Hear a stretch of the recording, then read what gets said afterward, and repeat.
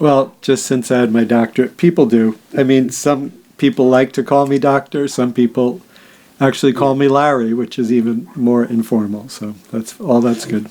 Just talking about it, it helps me connect into the wonderful energy that I kind of got thrown into during it. But so I was in my early 20s, and now I'm 69, so it was like many years ago.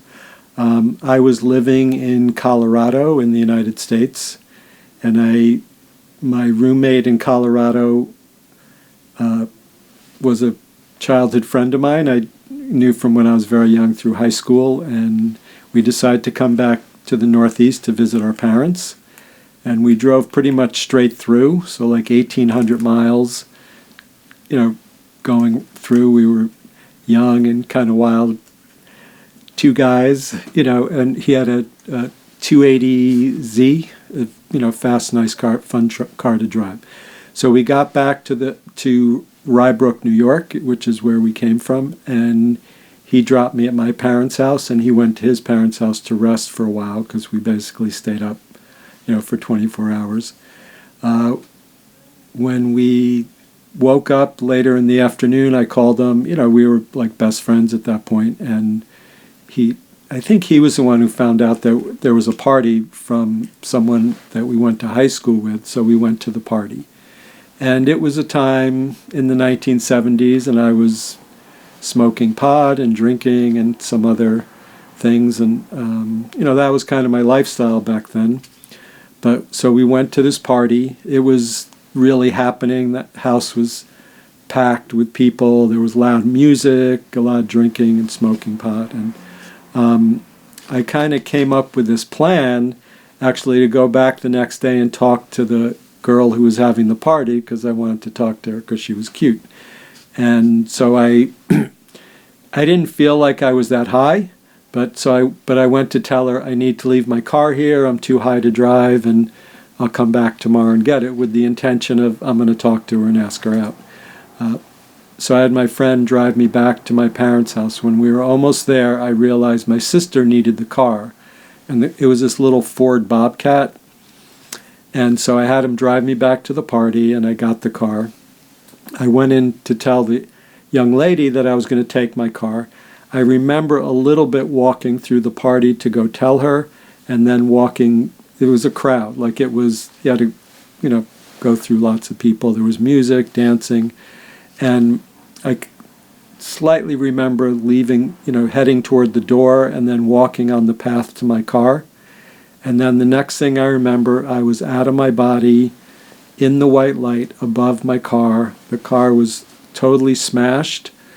My body was leaning against a tree like this, and my legs on the ground straight out. My head was cracked open, and there was a police officer crouching over me. Where I was, it was all white light down where the car was, and my body, it was nighttime, it was dark. And then behind me, there was a big circle of white light, and within there was like a full silhouette of a being that was radiating all different shades of white light. My main experience was very kinesthetic in feeling. It just felt like a perfect summer day. Now, I like summer. For some people, it might be the perfect winter day, but it just felt so nice.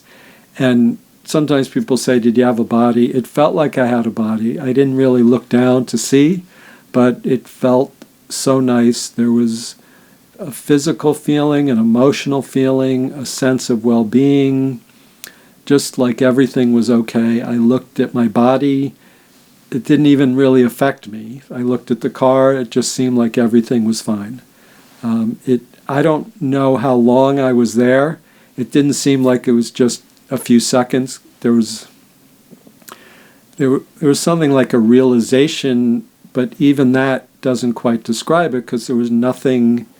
Like in our physical process, we go in our mind from one place to the next, and there it was just there, like realizing things are good, and there was loving and all these nice things. Then the being behind me said, you have to go back, your father wants you to stay. And I knew right at that moment the father, that the being was referring to was not my physical father, but God. And that part was obviously a spiritual part. So I went back into my body and came to 3 days later in the hospital. When I came to, I knew this had happened, and there's never been any doubt in my mind that it happened, but I didn't know what happened. It was before people were talking about near-death experiences. I didn't know what to make of it in my thought process. Something that definitely happened, my hands still, when I touch someone, become warm almost very immediately. And the other thing was I started to meet a lot of people that had near-death experiences. I recovered in the hospital enough that I went back out to Colorado. Then I was there for a while, and my mom convinced me to come back to the Northeast and work in my dad's electrical contracting company. One day I was sitting in my apartment and someone knocks on the door, and I opened it. There was this beautiful woman there, and she said, "I'm the sister of a good friend of yours from Colorado, and my sister told me some interesting things about you." And she said she knows someone who teaches about what happens after we die, and she wanted to introduce me to him. And her sister was one of the few people I even mentioned my experience to, not calling it a near-death experience. And this started this process of studying spiritual things.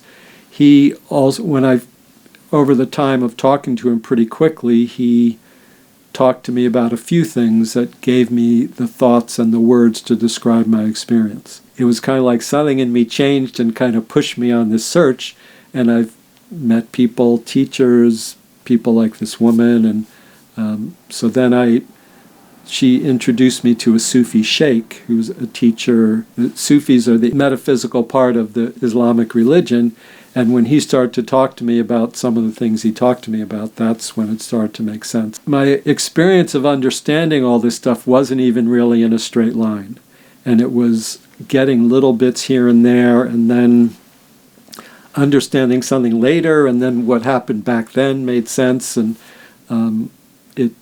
but yeah, it wasn't like, oh yeah, near-death experience, oh yeah, healing powers, oh this. It was a little confusion and not sure. And I'm a very kinesthetic person anyway, so in this case it was a good thing.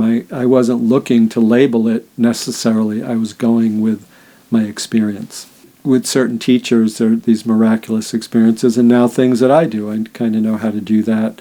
I did see my passed-away grandfather in a movie theater before my NDE, and interestingly, I didn't make such a big deal about that either. I mean, it was definitely him. So I was in the movie theater sitting on the side in the 10th row, and he was in the front row here, and I saw this guy from the back, and I was thinking, wow, that looks like Pop. That's what we called him. And he was a big guy, like 6'4", 300 pounds, and always wore a super nice suit, cowboy boots, and a cowboy hat. And then we were here, I was there with a bunch of friends, and they wanted to walk this way, and I said, no, let's go over this way, that door looks quicker. And I was really wanting to walk this way to see if it was my grandfather, and I walked to the front of him, I looked at him, it was definitely him. Again, I didn't make a big deal of it. Now I would know I should probably go talk to him. He passed away within a year before that, so that was like when I first went to college in Arizona, and my parents didn't tell me that he passed away until I got home, and then shortly after that he was there. Yeah, I don't know why. It's kind of, I guess it's being naive and just kind of accepting things, and I'd like to think it's something in me knew that those spiritual experiences were part of life. It changed me. Again, a lot of the things were not conscious, but something in me, inside of me, has been drawing me, like meeting that woman, her just showing up at my door, and she introduced me to this teacher, and I spent a number of years studying with him. I kind of wanted to know it, but part of me just wanted to go back to a normal life, and it took a while to surrender. So things just happened to me that it's like my mind was one way, but the rest of me was another way. So I was kind of questioning it, and almost like anyone trying to find themselves, but there was this whole another dimension to that from my near-death experience. It was in the 1970s, and as far as I know, I mean, I did ask my dad years later, and he said the doctors didn't really tell him very much, and I think that was more common back then.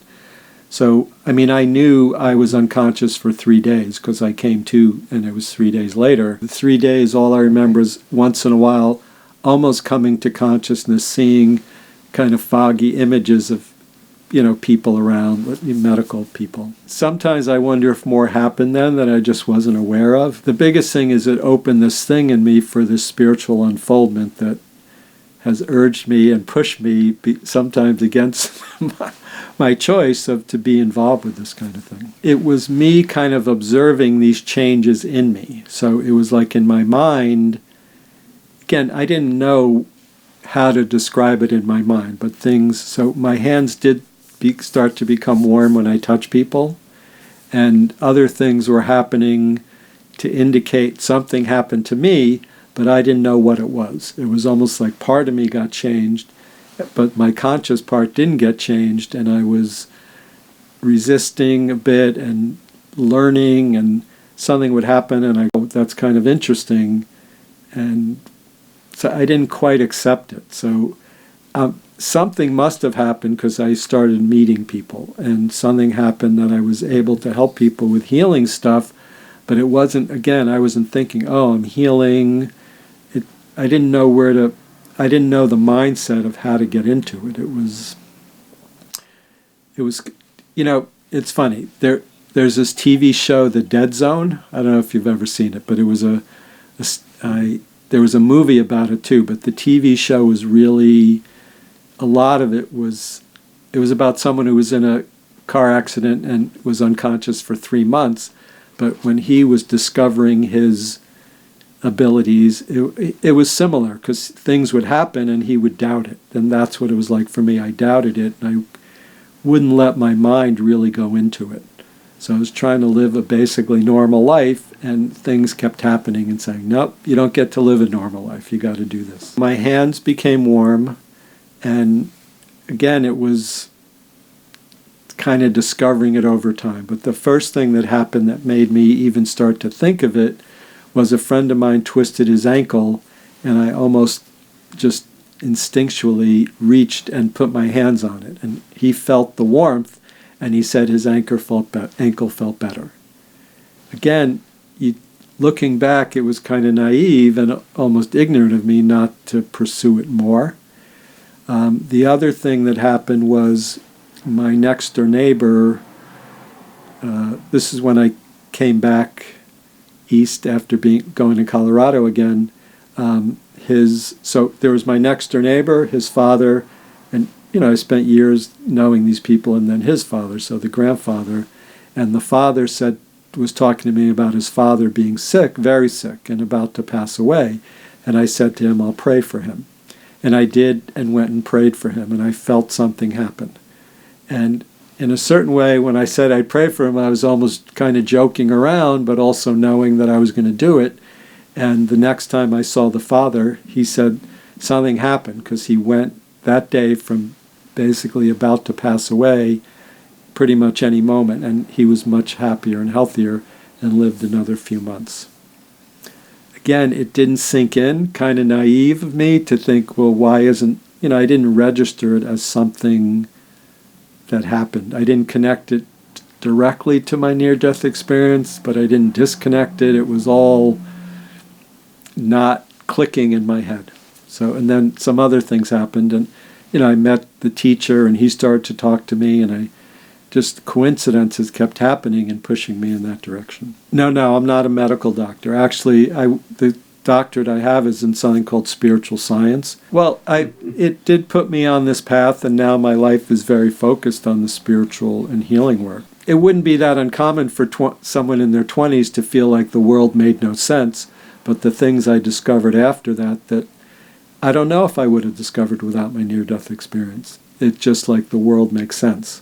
Learning these spiritual principles about spiritual loving, about our purpose and things like that, then it's like, But when I look at my family, there was none of that there. You could look at it like I was on a path here, and my near-death experience just put my path over this way, and got me to do this. I never really became religious, although I'm not against religion in any way, and I've studied religions, but I'm always looking for the spiritual part. So I was born in a Jewish family, but after my near-death experience, I definitely believe in Jesus Christ.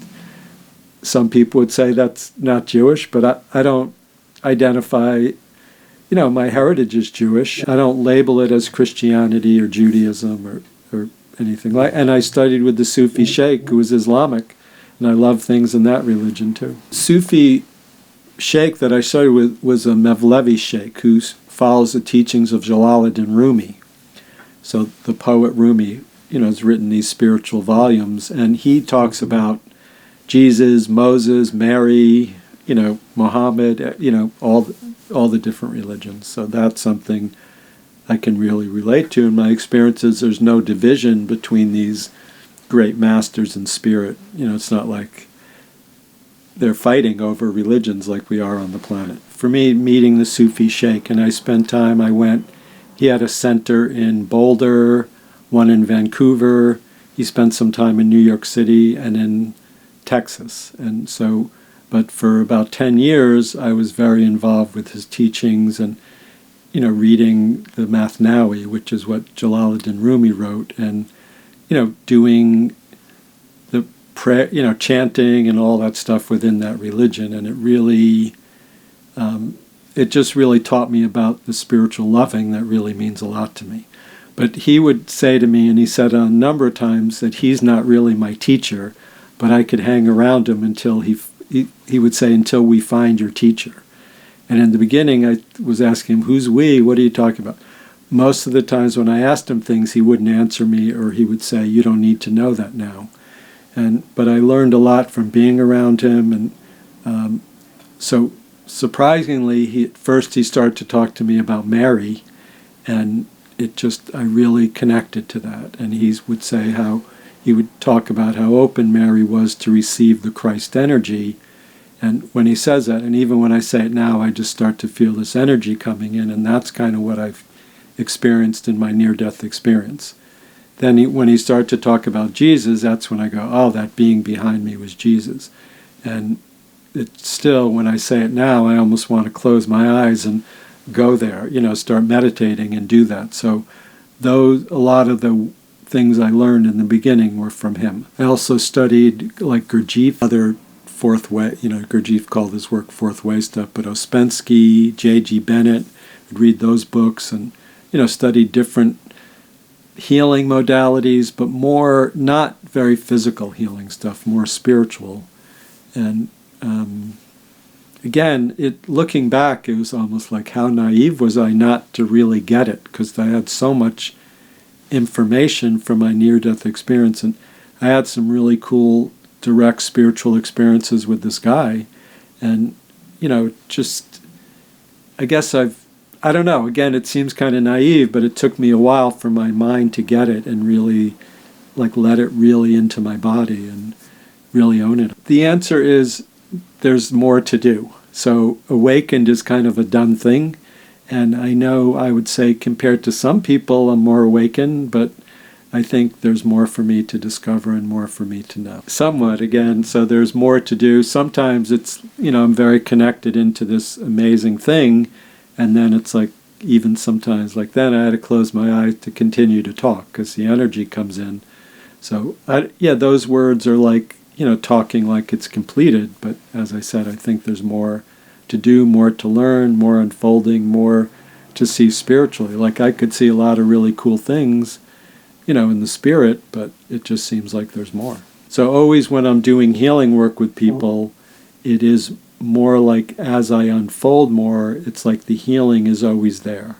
Like the enlightenment is always there, it's just my unfolding to it and my opening to it more. I mostly work on video with people, sometimes just on the phone. Well, some people have physical ailments, some people have mental or emotional ailments. Some people are really sick. There's some people that are just want to be more aware spiritually. Part of it is clearing blocks or negative things that are in the spirit. There's some clearing patterns that started in other lifetimes. Usually there's some of that goes on. there's part of it of kind of seeing where the person's path is, kind of, and talking to them and getting them to open up to allow the spiritual energy to come into that to move.